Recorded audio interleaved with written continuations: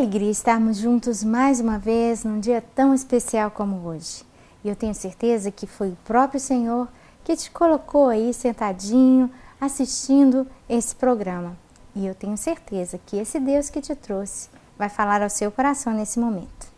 Eu quero ler um texto que eu acabei de abrir, que está escrito aqui em Mateus capítulo 6, um texto muito conhecido da palavra do Senhor que diz assim: Por isso eu vos digo, não andeis ansiosos pela vossa vida, quanto ao que haveis de comer ou beber, nem pelo vosso corpo, quanto ao que haveis de vestir.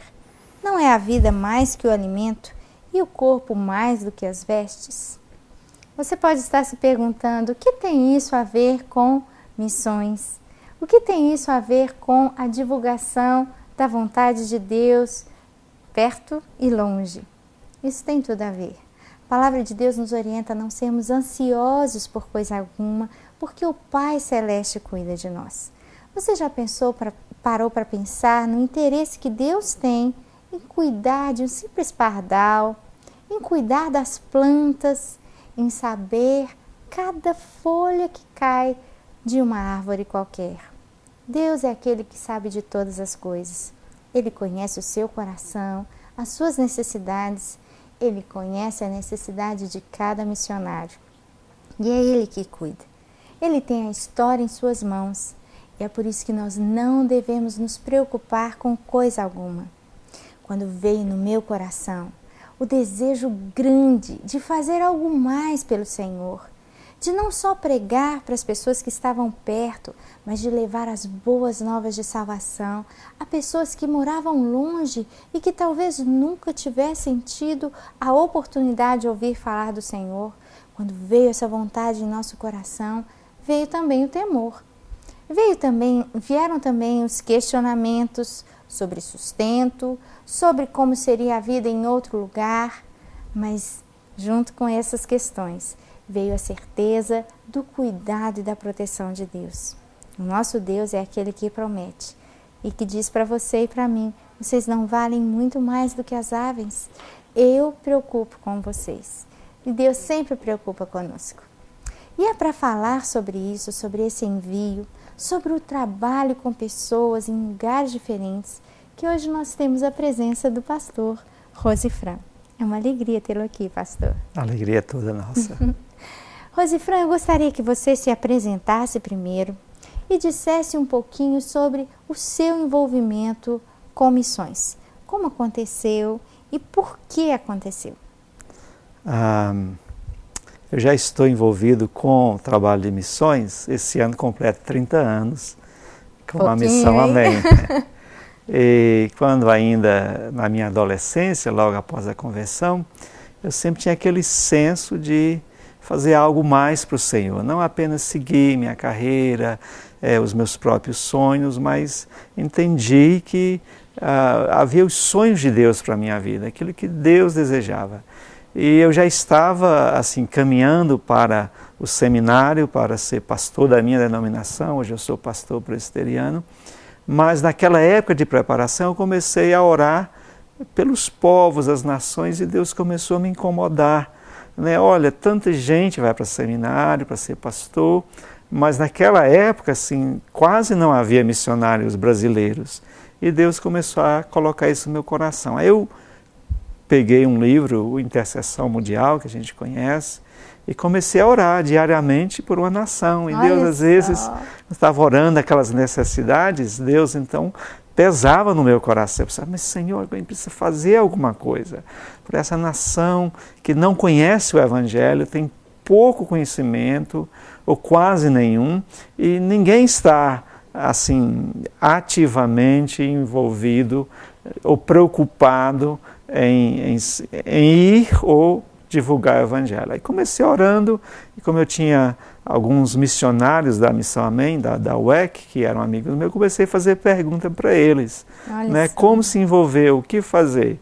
E aí acabei indo para a UEC, fui o primeiro missionário aceito para trabalhar na base brasileira, que já existia uma base que recebia missionários estrangeiros para o Brasil, e começou a enviar alguns brasileiros, mas não tinha ninguém para fazer esse trabalho. E aí o Senhor foi me convencendo de que Ele queria me usar nesta obra de divulgação, recrutamento, envio e cuidado dos missionários no campo. E aí já estamos envolvidos este ano, mês de julho, faz 30 anos. Se arrependeu? De jeito nenhum. Tive dúvidas muitas vezes, tive lutas, igual você estava falando sobre a questão do sustento, né? Eu tinha um bom emprego na época, era formado na área de técnico em eletrotécnica, já estava engajado na área de projetos, e quando eu pedi, o Senhor me direcionou para ir para missões, e às vezes a gente passa por dificuldade, como qualquer outra pessoa, não é só o missionário que passa por lutas e dificuldades financeiras. Mas para o missionário, às vezes, isso é um pouco mais difícil, porque ele depende realmente de Deus para o seu sustento, né? Algumas pessoas acham que os missionários se enriquecem com doações. Pois não. Então Deus tem sido fiel, né? Hoje tenho 3 filhos. No momento, 2 estão morando em outros países, outros continentes. Tem essa visão do Senhor e não arrependo. Acho que foi o melhor que eu fiz para a minha vida e para a minha família também. Pastor, eu gostaria que você compartilhasse um pouquinho sobre o que é uma base missionária.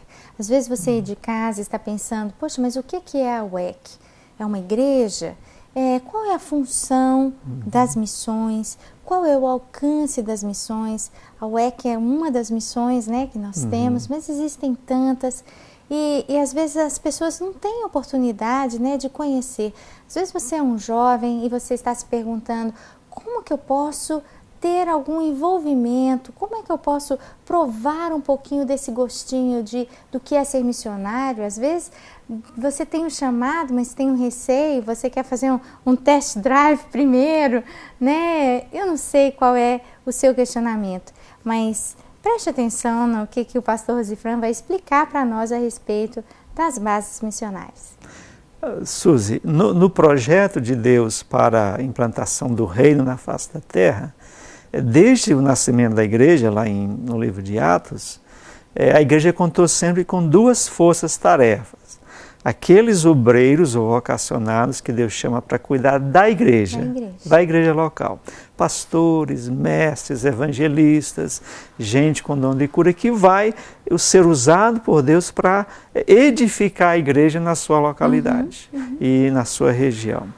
No entanto, lá em Atos 13, a gente vê o Espírito Santo falando para a igreja, separa, põe de lado, né, Paulo e Barnabé, porque eu tenho uma obra específica para eles. E aí então diz a palavra que o próprio Espírito envia Paulo e Barnabé, e então esse aqui que nasce essa força-tarefa, que ela é da igreja, porém ela vai ser aquela representante da igreja que vai levar o evangelho aonde o evangelho não está presente ainda. Então, desde o nascimento da igreja, ela teve essa característica. Depois, Paulo e Barnabé se juntam outros que vêm, a gente vê Paulo sempre citando a sua equipe que crescia.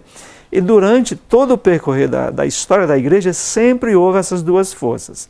Aquela junto da igreja e aquela que a igreja liberava, e ela ia para expandir o evangelho na face da terra. Durante a Idade Média, o cristianismo, na sua vertente principal do catolicismo, isso foi organizado em termos de ordens religiosas e coisas assim. Com a reforma volta ao cristianismo à base bíblica e houve uma certa rejeição das ordens. Então, a igreja protestante, ela só manteve a força-tarefa local. E por 200 anos, a igreja evangélica, ela não expandiu fora da Europa, ela só ficou preocupada em cuidar da igreja. Até que Deus levantou William Carey, que a gente conhece como o pai de missões modernas, e ele já tinha outras pessoas, os moráveis estavam fazendo isso, mas foi ele quem estudou a Bíblia e percebeu, falou, olha, nós estamos faltando alguma coisa, porque há todo o mundo a ser evangelizado e nós só ficamos aqui na Europa. Precisamos reorganizar, porque a ordem de Jesus não foi só para os apóstolos, é para nós. Então nós precisamos montar uma equipe e liberar essa equipe para enviar aos lugares do mundo onde não tem o evangelho. Então ele mesmo foi. Ele foi um grande pioneiro, ele foi para a Índia, depois levou uma equipe, montou uma estrutura, né, que se organizam depois, e aí vem vários movimentos, quer dizer, só 200 anos depois da Reforma é que a Igreja entende essa responsabilidade dela de organizar a força-tarefa, cuja responsabilidade principal é levar o Evangelho onde ele não existe, onde não tem ninguém que crê no Senhor Jesus, ninguém que tem uma experiência de conversão. E aí essa força-tarefa vai sendo organizado e nos últimos 200 anos da história do Evangelho, a gente vê isso sendo organizado tanto em juntas denominacionais ou em missões interdenominacionais, que vão mobilizar a igreja para fazer essa tarefa. E por exemplo, a Missão Amém, a UEC, no mundo, ela é uma desses movimentos que tem preocupado na evangelização. E o objetivo, por exemplo, da UEC, especificamente, é evangelizar os povos não evangelizados.